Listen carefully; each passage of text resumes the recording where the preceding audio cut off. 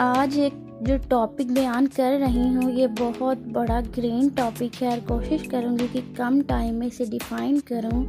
ये zero article कहा जाता है वो पॉइंट जहाँ पर ना ए आना है, ना एन आना है, ना दा आना है, यानी कि कोई आर्टिकल का यूज़ नहीं होना। हम ये तो जानते हैं या हम कंफ्यूज रहते हैं कि यहाँ पर पता नहीं ए आना है कि नहीं, दा आना है या नहीं आना। ये तो कन्फ्यूज़न अपनी जगह, लेकिन एक कन्फ्यूज़न ये भी है कि कहाँ पर कुछ भी नहीं आना।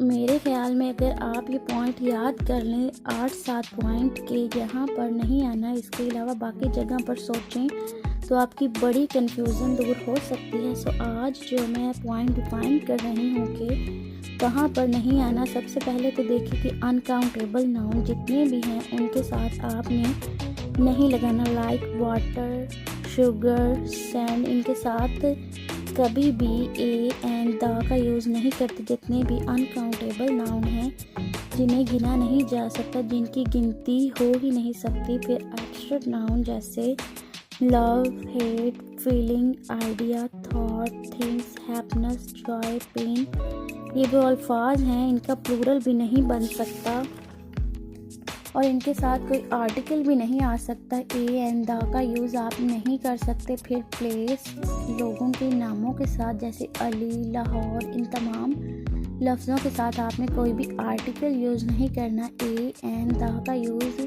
फिर लैंग्वेज जितनी भी होती हैं ज़ुबानें, Urdu, English, German, China, Pashto, किसी भी ज़ुबान के साथ भी कोई आर्टिकल नहीं आएगा। फिर सब्जेक्ट्स हो गए जैसे उर्दू, इंग्लिश, साइंस, फिज़िक्स वगैरह, आपने किसी के साथ भी आर्टिकल का यूज़ नहीं करना। फिर मंथ्स और डेज जितने भी होते हैं like Monday, Tuesday, Wednesday, Thursday, जितने दिन हैं, और फिर महीने जितने 12 महीने हैं उनके नामों के साथ आपने कोई आर्टिकल यूज़ नहीं करना। फिर sport games like cricket, football, hockey, कोई भी गेम है उसके साथ आपने कोई आर्टिकल यूज़ नहीं करना। इज़ एंड द कभी भी नहीं लगाना। उसको ग्रैम करने, अब देखिए मैं आपको पढ़ा रही हूँ तो मुझे सीख के इतना याद हुआ है कि मैं जैसे एक बोलती हूँ दूसरा जहन में आ रहा है। लाइक ट्रांसपोर्टेशन जो होती है, जो मेन ऑफ ट्रांसपोर्टेशन है, जैसे जिस पर आप ट्रैवल करते हैं बाय कार, बाय